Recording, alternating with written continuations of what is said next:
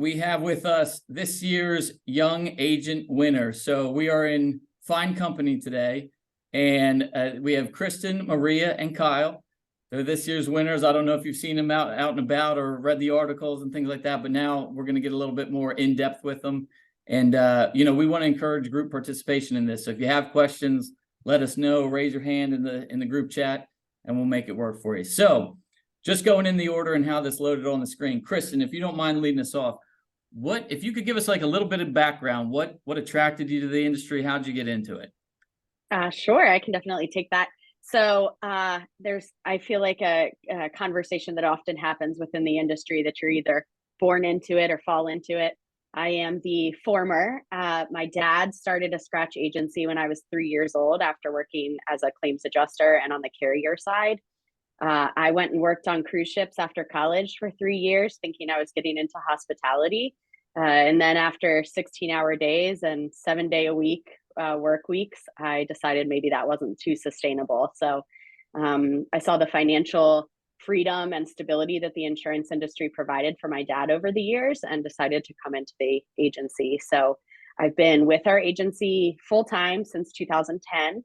And my brother and I together perpetuated my dad's agency in 2017. Very cool. Just a random question, but did anything from the years on the cruise ship, do you still use any of the like skill sets that you honed while you were cruising? Oh, absolutely. Yeah, you definitely learn. What comes to mind? I mean, just conversations and making sure that you're trying to be a positive part of everyone's day. Right. You sometimes realize on ships, it's not, everybody else is there for fun and you're there for work. So, on a day-to-day basis, it could get a little draining, just like our days can, but you just have to approach every person individually. So nice. Cool. Kyle, do you mind sharing your launch into the industry with us too? Yeah, sure. So, I went to college, graduated on a Saturday, and went to work on a Monday in the financial services world. You're supposed to go to college, get a job, it's got benefits and, white picket fence and all that. So get a job in corporate America. I did that for 7 years across 2 companies in the financial services world. It wasn't something I was passionate about, but I was already, kind of insurance licensed from a life insurance standpoint. I saw some friends who, had that flexibility in schedule and were able to kind of build their own business. And that was something that, I kicked the tires on to become an independent agent. And while I was at my, corporate America job, I realized, hey, this is something that I want to pursue, build my own book of business, go get licensed, join an agency, and, and build it from there. So, Kristen mentioned Scratch, and that's what I started at. And, it's been just about 11 years. I just became a shareholder at Arthur Hall Insurance in Westchester. And it's been a lot of fun. Very cool. Congrats on that. Becoming a shareholder. That's fantastic. Maria, how about you? I wound up in insurance through the recession. I had been working at a student loan consolidation company, and I got laid off right around the time the Great Recession hit back in 2007, 2008. And I had been looking for any type of work. I was having a really hard time finding anything that I could get. And I happened to see my neighbor outside one day. She worked at an independent insurance agency, and we kind of got to talking, and she's like, you should really think about insurance as a career. There's a lot of flexibility, stability, ways to grow. So she basically gave me her test information, told me how to study. I passed my license on my own. And then I spent a long time trying to find a job. Nobody wanted to hire me. I had no experience. I had the license, and then one day I applied to a temp to hire position, which is where I'm at now, Bellevue Insurance. I temped for about 6 months, and then Lee took me on full time as of April 2010. So I'm almost 14 years in at my current firm. Right. And I liked insurance, the stability after going through being laid off. I never wanted to be in a position like that ever again. So the stability and rooms to grow both. If I didn't like agency side, I could always try carrier side. There was all different types of avenues I could go. Yeah, that's great. That's one of my favorite things about the industry. Like, it does, obviously in good times, it does well, but then even in recessions, it's a recession proof theoretically, So both of you guys have over a decade of experience at this point. What would you say is what you're learning? Like, what do you enjoy the most about your roles today and directionally speaking, how did you kind of get where you are today? Meaning, obviously, everyone came into the industry in one form or fashion, but what kind of career choices did you make to put you in the seat and have the perspective that you have today? Maria, if you don't mind leading us off with that, we'll go in reverse. I would say getting the continuing education, the designations were an integral part. Educating myself as best as I could. Going to client meetings with my boss when I first started out. He took me out the first or second day, like, hey, this is how we do things. Kind of, I learned not on the fly, but kind of on the fly in the office. Like, I learned through watching my boss, but this is how you deal with clients, how you deal with carriers. So that was a huge factor, me having a mentor that kind of shaped where I am now, and learning from him, learning the business, not just principles and coverages, but relationships, clients, underwriters, managers. That stuff's really important. Right. And what do you, from the new kind of your ever evolving lens, what do you enjoy most about your role today in the industry? I love the clients I deal with. I like that we have so many different kinds, that there's all different types. Every client communicates with me differently. I have a contractor, and then I have a high net worth attorney, and they have different wants, different needs, and they communicate differently. And I have to know how to be able to do that to make sure that I'm helping them and ensuring them how they need to be. Yeah, that's good. Kyle, how about you? I'd say my favorite part about the job is the flexibility. My kids are off school today. I'm able to be home, or if they have something going on at school, I never miss it. So that's neat. I love the fact that I get to work within a niche that, I chose. This industry allows you to go whatever avenue you want and be great in any avenue that you want. You have the opportunity to say no to things, right? You don't have to work with every client, so you get that little bit of freedom of mind as well.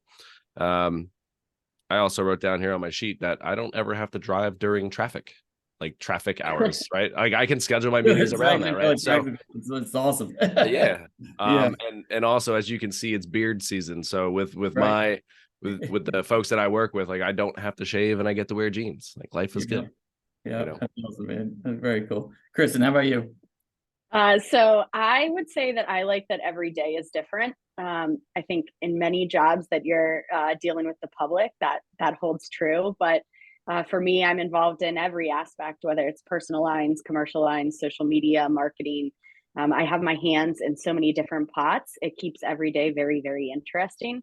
Like Maria was saying, I mean, you deal with different clients every single day, and you learn how to communicate with people differently. And I just like that. I feel like I learn something every single day.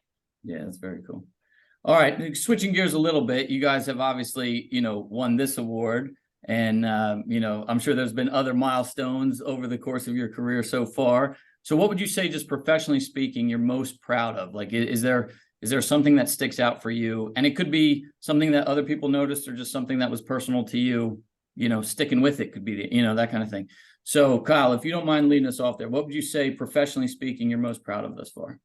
I'm so proud that age 39 was very neat. So, became obviously the young agent in Pennsylvania. Got the award there. 40 under 40 for Chester County, and that was cool. But I think the main thing that age 39 brought, and so far the best part of my career, is I became an owner of a prestigious insurance agency in my favorite town. And that's phenomenal. Like, that's fantastic. So that brings me joy, makes me happy. And it's only been, I did that in 11 years. So that's awesome. Yep. Kristen, what about you? So I was given an award by Erie Insurance, actually twice. That's a Giving Network Award, and it kind of spans both personal and professional. I'm pretty passionate about doing work outside of the office in terms of like community work and so forth, and involvement. So I've worked with Johns Hopkins Cancer Center and Johns Hopkins Children's Center to raise funds over the years. I've done 250-mile bike rides to raise cancer funds. So Erie Insurance has sponsored me on those, and I've been given that award. So it's really nice when a professional organization gives you accolades for something that is outside of work, Yeah, so. that's And awesome. then I also was the chairperson for Erie's task force for sales and marketing. And that allowed me to be involved in the carrier side and bring ideas that us as independent agents have to the carrier. And I saw a lot of changes that were made during the 4 years I did that and the 2 years under the leadership role. So That's awesome. So you felt like your voice was heard and mattered and you had an impact. absolutely. Yeah. And then that award you won, Absolutely. is that similar to like the Walter Payton NFL Man of the Year kind of Yeah. deal? Yeah. People very, often call me the Walter yeah, Payton you're of the, the well, the insurance Walter world. Payton of Yeah, insurance. That's true. very cool. Maria, how about Yeah. you? I will obviously I'm honored with the Young Agent Award that we won. Also, I was named in 2018 as Delaware's CSR of the Year, which that was a big milestone for me. I think just looking back on kind of where I started, I had a little bit of a rough beginning where I had trouble getting in, and to look at where I'm at now, where it may seem small, but one of the big things for me is when clients that used to only want to deal with my boss would call in, that now they started asking for me and they don't even ask for him anymore. That was one of the big things, that they would trust me to say, hey, I have this problem, or hey, I need help with this. Or when they start asking for recommendations, what do you think about this? That was a really big accomplishment for me, where I had clients that would trust me. Right. You're the trusted advisor now, not just Yeah. working with the trusted advisor. Yeah, and that took a little bit, but they, once I started they started coming. As one came in, they all came in. So Right. yeah, that was a big How deal. long do you think that took before people started seeing you in that lens? When I started with 2010, it took a little bit. It was through also going out on appointments with him, constantly being like FaceTime, seeing them, dealing with them on the phone. I would say a good maybe like 2 years, 3 years. Right. Yeah, that's Yeah, cool. I think yeah, real and hopefully encouraging if people are, a year and a half in, not feeling that yet, what's it take? Just more right. And there are time. still people that only want to deal with him, and that's fine. And there are some people that only want to deal with me, and that's fine. But that was a big deal for me. Right. Very cool. Something that you all mentioned is a continuing education, continuing to kind of sharpen the saw on what you do and get involved in different things. What role have designations played for each of you, whether it be CIC, CISR, or some of these different designations? What would you say that's done for you personally and professionally so far? Kristen, if you don't mind leading us off with that. Yeah, I think all three of us actually hold the CIC designation. In my opinion, you have to do the CE credits anyway. So when you hold a CIC designation and you have access to the Rivell seminars, you're hearing all of the latest and greatest information. So I think in our industry, products are developed to fill coverage gaps. And unless you're in the know about those products and about changes in the industry, you're going to be left, in the dust. So Right. I think insurance agents are a dime a dozen, and that's how you set yourself apart. So I always try, if I have to do the CE credits anyway, I always try to fill that time with useful information. So I love that. You got to do it anyway. Might as well do it with purpose, exactly. right? Yeah, that's right. Kyle, how about you? Yeah, personally, I think that those designations bring confidence to what you're doing on a day-to-day basis, approaching new clients, approaching existing clients. I also think that it gives your clients a sense of confidence in you, and to, refer you to other types of clients as well. You obviously sharpen your skills. And to Kristen's point, we are all CICs, and I just started taking CRM courses because they not only count towards the CE for my CIC, but I can also now earn a new designation. And we are all kind of paid based on the value that we bring to the marketplace. So the more you learn, the better you can be for your clients. Yeah, I love it. Maria, how about you? Yeah, I agree. To Kristen's point, we need continuing education anyway. You might as well put the time and energy into something that you're going to get a lot back from. For anybody can go just online and do the quick update things. But I always learn something new when I come back from the Rivell seminars. I feel like the CIC shows that you have a commitment to the industry as a whole, as to bettering the industry, not only yourself and your agency, which it obviously adds value, but you bring so much more to your industry as a whole. and what you're able to offer by doing these designations. And like Kyle said, it gives you a sense of personal accomplishment and helps you set professional goals like, hey, this year I want to learn about this, so I'm going to try this designation or take this class. And that's why I think the CIC is really, really important. Yeah. I think obviously too, you all have shown yourself to be high achievers, and when you're lucky enough to have a class like close to where you are and you can go to one in person, you're in a room of other committed professionals, and that those can become peers. I know, like, I've met a lot of great people in the industry through those classes, and that's always been a huge reward from that, you know.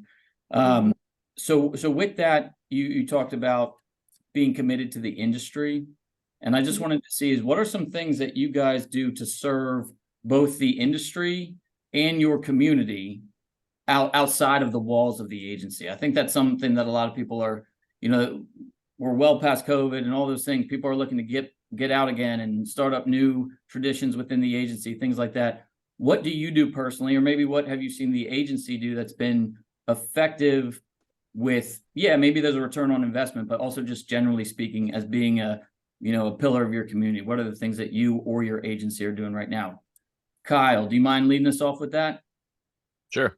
You know, I was never one to like, I didn't grow up volunteering. My wife did. And then so through that, I've learned, hey, you know, when you actually give and help and lend your time, like you don't always have to give money, you can give your time. Yeah. But to see the looks on people's faces and when you give those things, you know, when they're less fortunate and you can provide, that's such a great feeling. So I've been in the Westchester Rotary Club now for about 7 years. And I'm vice president there. I was a board member, now I'm vice president. In 2 years, I'll be president. I was the Westchester University Alumni Association president as well, hosting events, bringing awareness to the school. With Rotary this year, we raised something like $4,000 and purchased school supplies for Chester County. And, you know, a number of schools and students received backpacks and school supplies that they wouldn't have been able to purchase. And I coach girls basketball. I coach the third graders, and they make me laugh. It's fun when you do something in practice and then they do it in the game and you're like, oh my God. Yeah. And so that's a whole new animal that you know, I'm new to. I always played sports. I actually got cut from my basketball team in middle school. I don't even know half the rules, but I just say, listen, hustle and bring a good attitude and have some fun, you know. And I think I heard rumor that your girls were like monsters on the basketball court. Weren't they undefeated or something? We are currently 3-0, and we have outscored teams 57-7. Doing something right, I guess. They started out. We lost our first 2 games last year, like 7-9, and then just started blowing out teams like 30-8. So we are, we're rolling. We showed them how to set screens, and it's been a lot of fun. Nice. And one follow-up question on that Rotary. I hear a lot about Rotary. Yep. What made that stand out to you of somewhere that you said, hey, I want to commit here and dig in a little bit here? I started showing up to the meetings. It fits within my schedule. It's Thursday lunches for me. Sometimes they're in the morning, sometimes they're at night. Rotary was created over like 100 years ago to eradicate polio. And since then, it's become so much more. The Rotary Club I'm in has over 100 people, which is pretty phenomenal. A lot of them might have 10 to 20, but it's service above self. And, you know, we do things for others. I read to kindergartners. That's a lot of fun. We are working on a project right now in Senegal that is putting water wells in there and pumping water up hills so that they have clean water. So again, just helping families, you know, get shots, have coats, have eyeglasses. Yeah. A lot of that stuff comes in again when they come in and they thank us, and you see that. And when I guess what actually the answer would be, when I had children and became a father, this really clicked for me. And that's where I found gratitude. And that is my weekly thing that keeps me grounded, to come back and go, hey, listen, you know, you're fortunate, give back to others who aren't, you know, think outside yourself, and again, service above self. And that's, once I became a father, that was when Rotary clicked for me, and the giving and, you know, just being there for others. There's more to it than just us. Yeah, it's awesome, man. I appreciate you sharing that. Maria, how about for you? So outside the office, I am involved in the Delaware Relations Committee for political activism in Delaware. We meet normally quarterly, and we discuss current legislation that's up and going on in Delaware in the House and the Senate. And believe it or not, a lot of people aren't aware of bills that are being introduced that are impacting our industry. That a lot of the legislators, they don't understand insurance concepts, and they don't that they, unless you explain it to them, that they don't have any idea. So they're voting on things that potentially are going to impact residents here that they don't understand. So we spent a lot of time last year. There was a bill in Delaware where they were going to remove gender from car insurance. So that was going down to Dover, meeting with legislators, and we were able to get that to die in the House through grassroots, through donating money and time to meet with legislators on both committees in the House and the Senate. So I'm really involved with that. I've been on that committee for, I think, the last 4 years. So it'll be coming up my 4th year. So I do that. Also, I'm involved at the food bank in Delaware. I was just over there 2 weeks ago getting packages ready for Thanksgiving. My sister-in-law is recovered. She's recovered from eating disorder. I've done stuff with the National Alliance for Eating Disorders before, walks and guest bartending, which I did for the first time a couple weeks ago, which was really neat. So I try and stay as active as I can in the community, and I'm trying to right now pick a specific charity that I want to just zone in on and donate a lot of my time to. Yeah, that's So. all. What with politics, that's an interesting one. Did you grow up in a family that was connected that way at all, or like how did that hit your radar?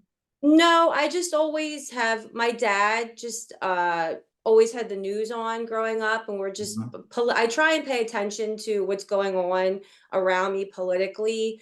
So when I go and vote, I understand what I'm voting on or who I'm voting for and what their issues are. So I just always remember my dad having, like, when I was younger, when he would have to drive me to school, he had talk radio on in the car. It was mostly political stuff. So I grew up kind of listening to that. So I think that that's where it started.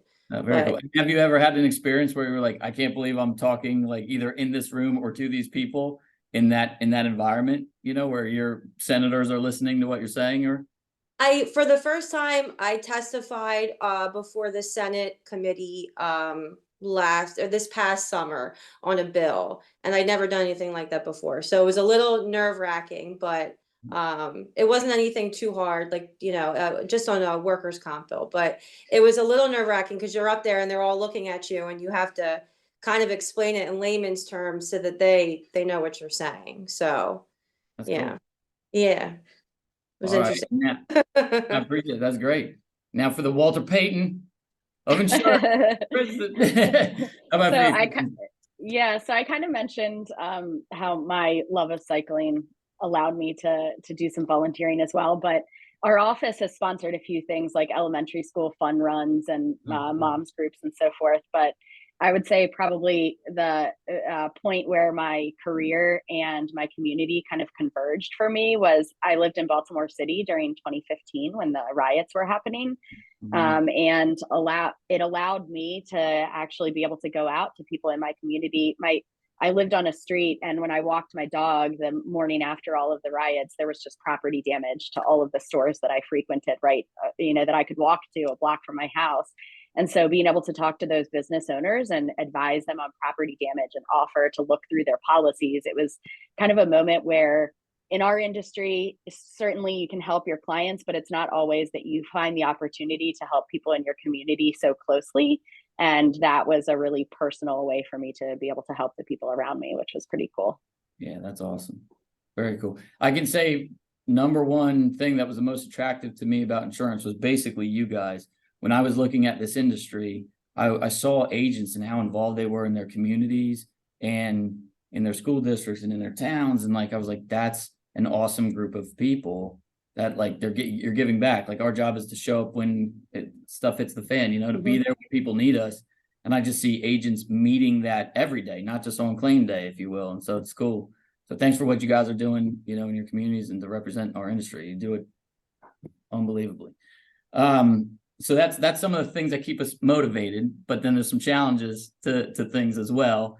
And so something I don't hear often, Kristen, when we were talking a little bit before, you love talking about the hard market. So I'm going to let you lead us off with this one. What have been some of the challenges of navigating this current landscape, and kind of where's your headset on where we're at and how to stay at it? You know, I think I'm in the minority when I say that I don't really mind this hard market. I think that it's provided us service opportunities and a way to set ourselves apart as independent agents.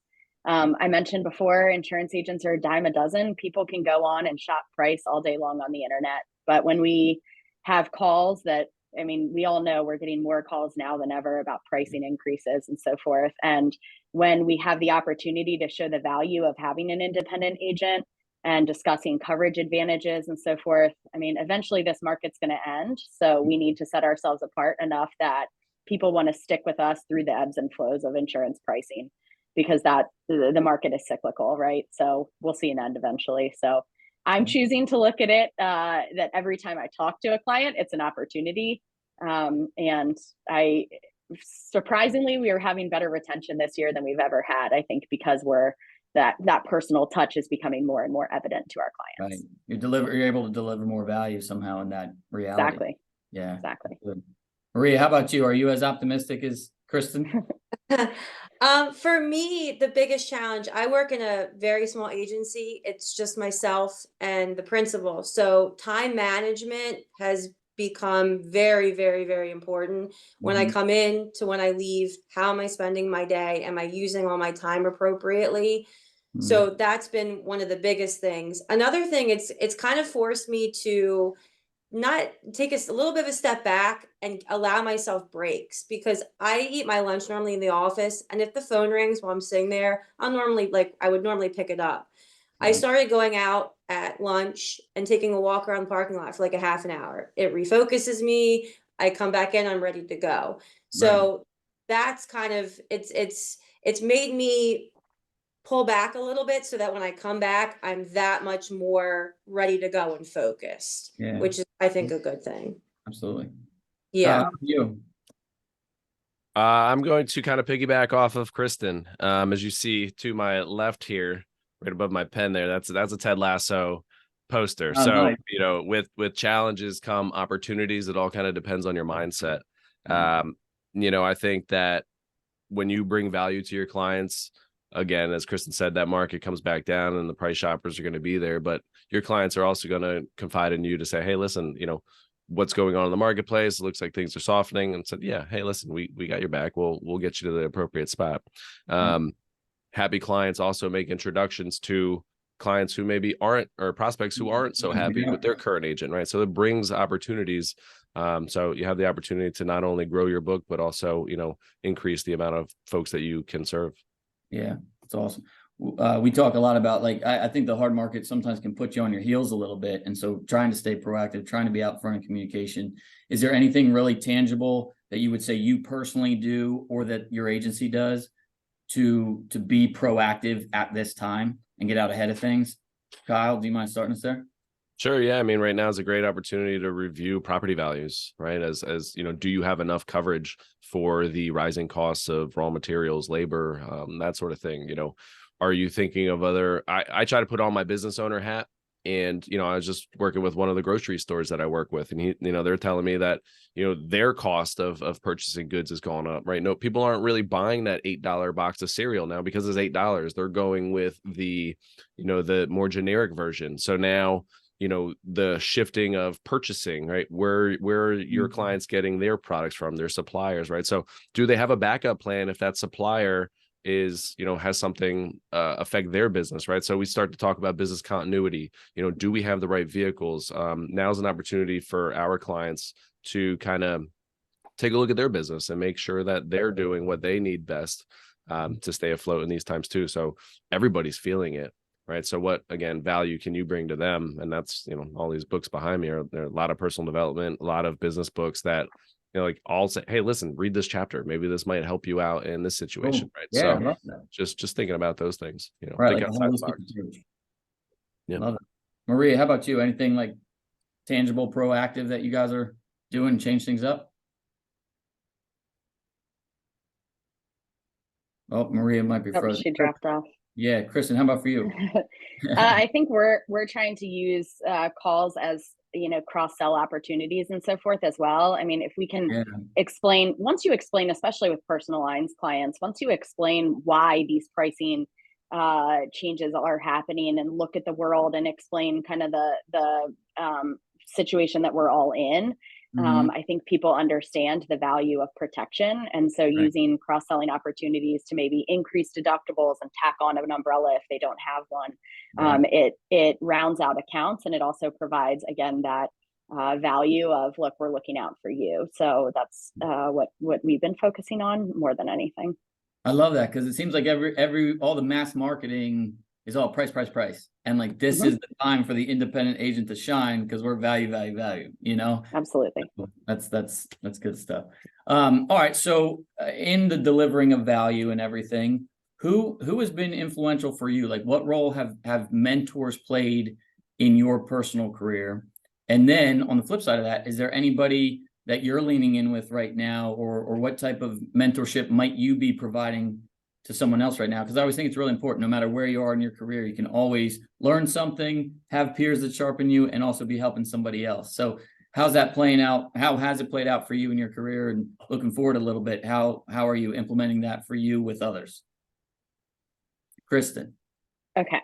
Uh, so I would say it's an interesting dynamic when your dad is also your mentor. So I started off, you know, with my dad as my biggest mentor in terms of Yeah. he taught me everything I know about the insurance industry. Like Maria was saying, I mean, we're a fairly small agency. There's 6 of us in the office, and my parents are retired now. And my dad would take us out to every commercial account with him to have that familiarity and so Oh, forth. And yeah. he made sure that we knew how to read forms and we knew every single product that we were going to be selling. So, and then I've been lucky to, on the company side, have various mentors, whether it's our underwriters or people on the sales side of the different carriers. So Mhm. I think learning to be multifaceted within our industry is incredibly important, and having mentors in different positions can provide that in a way that nothing else can.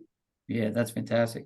I think that's a really good point too that you bring up, is sometimes you think within the walls of your agency when it comes to Mhm. mentors and carrier partners, underwriters, claims people. Like it's a big industry, and there's lots of options for that. So that's Yeah. really good to hear. Kyle, how about for you? Yeah, I have a couple here, you know, from a perspective of mentoring others, you know, the young agents in our office, sitting down, working with them, making sure that they're active, staying active. Something that one of my old business partners had told me was visibility is credibility. Keep showing up, stay active, be in front of people, right? You want to be the first person they think of when they have an issue with their situation, you know, their agent, their policy, that sort of thing. Mhm. So, you know, as far as mentoring them, you know, stay active, be visible. Tony Robbins. There was something like December 2016. I saw something that said raise your standards. So that was something that's always clicked with me. Like every year, try to raise my standards, whether it's, you know, client size, things like that. You know, just how I dress, how I carry myself, what I do in the mornings. You know, my routines. Like raise your standards. Mhm. Jim Rohn is a, you know, old timey guy. Is in a Zig Ziglar world, right? But Jim Rohn said, if you want things to change, you must change, right? Mhm. So that's something that always stays top of mind. He's a mentor of mine, even though I never met him, and that sort of thing. And thinking about the kids that I coach, right? They're kind of mentors for me to go, hey, don't forget to be a kid. Don't forget to have fun. Don't forget to screw around Good and, you point, know, man. be Yeah, creative, right? Don't right. forget to go paint and get dirty, right? And just take your mind off of things. And then, you know, the mentor, which really got me to quit my job in the finance industry and join the insurance industry. He had said to me, he's like, because I was trying to kind of kick around, like, what am I going to do in my life? You know, at 28, you're like, oh my God, I don't have it all figured out. What do I do? And he's like, chill out. It's fine. You're going to live forever. Right. You know, life insurance policies go to 120 now, you know? Yeah. So, but he said, you know, look at your life when you're 65. What do you want that to look like? Write it down, make a Mhm. vision board. all right, now back into it. How do you get there? And there's a vision board right there. Those are the things I want my life to look like soon when I'm 65. A lot of it's come true already, but that is kind of that advice that I would give is, when you're in a situation, if you're not happy, if you're sitting in traffic, right? If you're not happy in your job, what do you want your life to look like? And go find that job, go do that thing, right? We have those opportunities, especially with technology these days. So that's what I would say. Someone challenged me on that. Like if you were going to build a house, you'd start with a blueprint and an architect who's built that before. And like, that's the beauty of our industry is it's so broad. Yep. You have to take that ownership to say, what do I want my career within this to look like? And to, like you've done on your vision board, blueprint it. Yeah. And then start building, right? Yeah. Yeah. Yeah. Maria, how about you? What role has mentorship played? I know it's been a big part of your career. And so how has it played, for you personally, but then how are you trying to then turn around and be that for maybe some others too? Yeah, my mentor, my agency principal has been a huge impact on where I am now. He's the one that gave me a chance when I first started. He's the one that's encouraged me to pursue my designations through continuing education, to get involved in the community. We talk about personal goals and professional goals together. Every year we set them. We were just actually talking about them this morning, how we work together as an agency to grow personally and professionally together to meet those goals by the end of the year. So his mentorship in my career has been huge.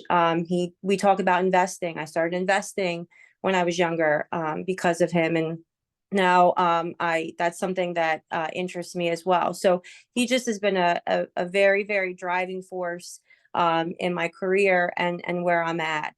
And now towards younger agents, I'm the only person in my agency. But I'd like to get involved mentoring younger agents in some type of capacity, because I feel it's so important. Some people don't know where to look or don't know who to go to. And some people don't want to teach and don't want to be a mentor, and they don't see the value in it. Not everybody has the heart of a teacher and wants to teach others. But I think it's important because you were where somebody is starting out at years ago, and somebody helped you, build up where you are. So I think it's important in that aspect professionally to give back. Right. That's awesome. That makes me think for the IA&B, like maybe that's something that we could do to try and add value too, is create that like mentor matchmaking. I'd love to have a mentor, and hey, I'd love to teach and that kind of thing. That's right. Very cool. I think that's a good idea, Dave. A lot of times people don't know how to find a mentor, and they overthink it, so they never find one. But really, it's just someone that you can, call up and ask a couple questions to, and then hop off the phone. Like, it doesn't have to be this structured process. And I feel like when people talk about mentors, you're like, all right, we got to meet regularly. We have to ask these questions. We have to no, it can just be, hey, who do I have? Do I have a sounding board to bounce ideas, questions off? Will they show up consistently when I call? Like it doesn't have to be. Yeah, it doesn't have to be formal. I love that. And within the independent agent industry, I feel like having someone that you can trust and not necessarily view you as competition, but as a mentor to be able to give advice and sound advice, is very powerful. I love that. Very cool. Neat. All right. So kind of heading, looking forward a little bit, what would you say is from your perspective and lens today, what do you think is the biggest opportunity in our industry, both for young agents like yourselves, but then also just for our industry as a whole, especially as independent agents? What would you say is, I as I see things unfolding, here's a huge opportunity. Kristen, what are you seeing from your perspective? Oh, that's a good one. I think one of the common misconceptions about millennials and Gen Zers and so forth is that technology, the use of computers is taking over the ability to have personal connection. And I don't think that that's true at all. Something that when I was on that agent panel, I would always talk about is I do think that people that are educated consumers still can see the value of trusted advisors. So I think that that's the biggest opportunity, is to continue setting ourselves apart because you actually have a live voice to listen to. I think it's very hard to find places that you don't call and get set into a phone bank. And so setting ourselves as someone that you can actually call and speak to when you have these problems. Dave, you talked earlier about how, it's not just when a claim happens that we come to service. And I think that this is an opportunity to set ourselves apart. So yeah, that's real good. technology can be our friend and not not necessarily I our agree. That's well competition. said. I agree 100%. It's like a tool, like use it to Right, help. exactly. Maria, how about for you? What's your take on opportunity looking forward? As far as right now, like in the hard market, with like what Kristen said, with being there, picking up the phone, we're in a unique position with clients where at my office we don't have a automated thing like the phone rings, I pick it up, they get me. Whereas you're calling any national company or anything, it's dial this, and you literally sit on hold for 10-15 minutes before you even get a person. So I think as an independent agency, is my small independent agency, for us, it's just that client interaction and human touch that they have. They can stop by, come in, but when they call, they're gonna actually get me on the phone and be able to talk with me. Yeah, that's good. Kyle, what's your perspective on that? In listening to Maria and Kristen speak, it kind of sparked an idea of that personal touch obviously is never going to go away. It's always going to be appreciated. Gen Z, there's so many great things that they do. And not only are they embracing technology, but they're also learning a lot more about people and genders and change, and they deal with change. So I think the combination of Gen Z coming up, embracing technology, combining that with the understanding of empathy and people, I think that's going to be very powerful. And then, generations to come, I think it can only improve the insurance industry. Yeah, that's cool. It's encouraging too, Yeah. So I guess like looking back a little bit, excuse me, why would you say for people who are maybe on the fence a little bit, like they're newer in this industry and they're like, I came into insurance because somebody, at the gym told me I should or whatever, and it hasn't been the easiest road for them, or it hasn't, doors haven't opened, or they're hitting friction on learning new things, something like that. What would you say to them from a like insurance industry as a career? Do you feel like it's a good career, and why is that for you? Kyle, if you don't mind starting us on that. Same thing we started with, flexibility of schedule, never missing, one of your family functions. Typically when things are hard or uncomfortable, that means you're going in the right direction. If you're, it's not all peachy every day, right? It's the first 3 years, I think, my wife was home with our children. She wasn't working. I was starting from scratch. She cried like every day for 3 years. Like it sucked. It was awful, but it's patience. And where are we going with this? What does our vision board look like? I think you need to keep your goals ahead of you. You need to, not everything's doom and gloom. Take it a day at a time. There's a really good book called The Dip by Seth Godin, which is, we all get excited about what we're working on, and then it gets hard, and then you kind of want to fade off and not do it. You got to fight through that bottom, that dip, because on the other side of that dip is everything that you really wanted. Yeah, it's very true. Kristen, how about you? To Kyle earlier said something about, just freedom. And now I, like Maria, work in a smaller office setting, so I don't necessarily have quite the schedule freedom. But I think something that I learned very early on is the unlimited financial freedom that you have. It might be a slow go, but you don't see very many people in the insurance industry that are quitting when they're 60 years old. They're usually in a pretty lucrative position. And and I think that we get stuck, I think, a lot in the monotony of the career, right? I think everyone is guilty of that. People complain about the day-to-day. But when you look at the fact that you learn something every day in this industry, it will continue to challenge you until you leave the industry in retirement. So that, I think, is intrinsically rewarding as well. And then, of course, the ability to make as much as you want if you continue plugging away is something that is very, very rare in any industry. So yeah, that's very good. The tortoise and the hare. Like I always think insurance is slow and steady, right? And like we're always different. And how that story plays out, right? So Right. So that's kind of the thing, Dave. I think, when I started, like I quit my job, corporate America, making good money, had benefits, to start over at zero, basically, while my friends are all, killing it.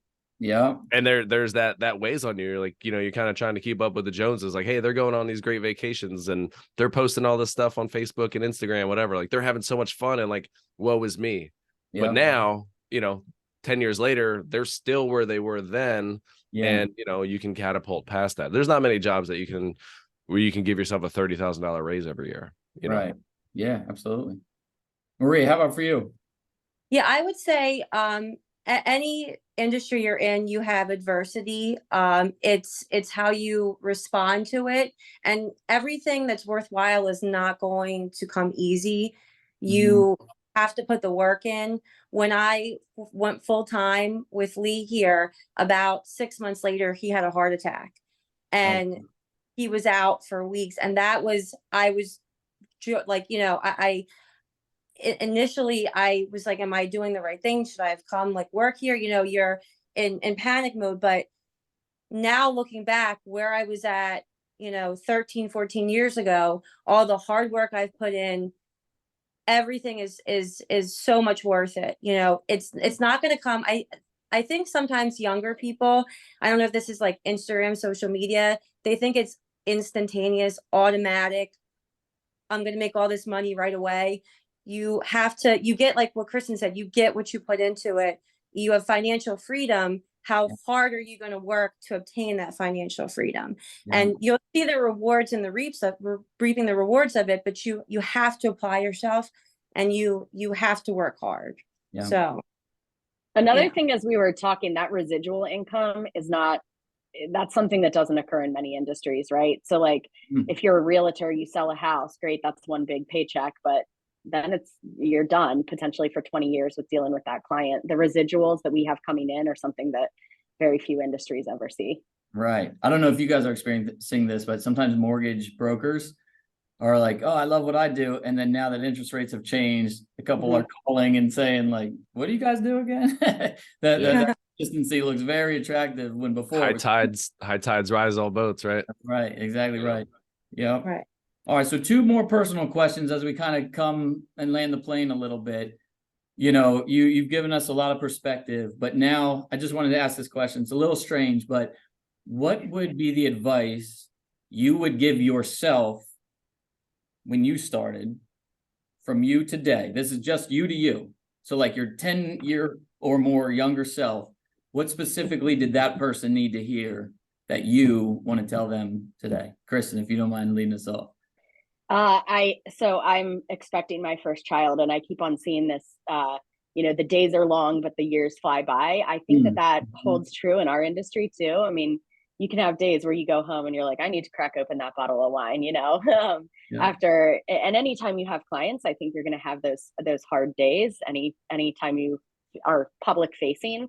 But the years really do fly, and it's been such a blessing. And when our clients call and they ask to talk to me, I always I tell them, my brother and I will be here forever. And it's an industry that I'm confident that being here forever is not a bad thing. That in 10 years, even though I may still be working in the same office, my life will look a lot different, and my client base will be different at that point. And so I think you just got to stick with it.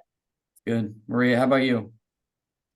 I would say that to trust your instincts and your guts, and to just trust yourself. You know what you're doing, and just to be confident with your client. Because initially when I first started out, I was a little timid, shy, but you're just telling myself that you know what you're doing, you deserve to be where you're at, and you deserve to be given the responsibilities that you have. Yeah, that's awesome. That's a good one. Yeah. Kyle, how about you? What are you telling 29-year-old Kyle? Yeah. Think bigger. You are worthy, right? You are capable. And I came across a quote, I love my pithy quotes, but I came across a quote this week. I've been in a little bit of a funk, because there's ups and downs in this world. So a quote that I came across this week was, our deepest fear is not that we are inadequate. our deepest fear is that we are powerful beyond measure, Mhm. right? You got this. Go get it. Yeah, I love that. You got this. That's a good one. You got this. Well, you guys do got this, that's for sure. And now you also got these actual awards and plaques. And that's my last question. I want to know, where is your plaque today? Kyle. Mine is in my office, hanging on the wall. I have a glass front of my office, so everybody that walks by, they could see it, along with the magazine with my friends here. We're all on the cover. Yep. Maria, where's yours at? Mine is when you come in the front door to our office, where clients turn directly to go to the back to my boss's office. It smacks them like right in the face. Yep. I like that. Hey, remember? Kristen, how about you? I'm gonna My get plaque. Oh, sorry, Maria, go ahead. Sorry. I have I'm gonna frame my article and with our cover. I'm gonna put that in the hallway because Lee has his in the hallway. So I'm gonna do that too. Nice, very cool. Kristen, how about you? Mine is right here on my bookshelf. All live. And, There we go. and then like Maria was saying, they actually sent us or I somehow got an email that they framed my the article of all of us in the front of the magazine, and it's right when you walk in the door, so everybody can see. Take us seriously, right? That's right. Well, guys, you guys are so deserving of this award. Congratulations. Thank you for everything you do for the industry at your agencies. And you guys have been a joy to work with together too, the three of you. So we want to thank you on behalf of IA&B. Thanks everybody for watching this. We hope you have a great weekend, and we'll see you soon. Thanks.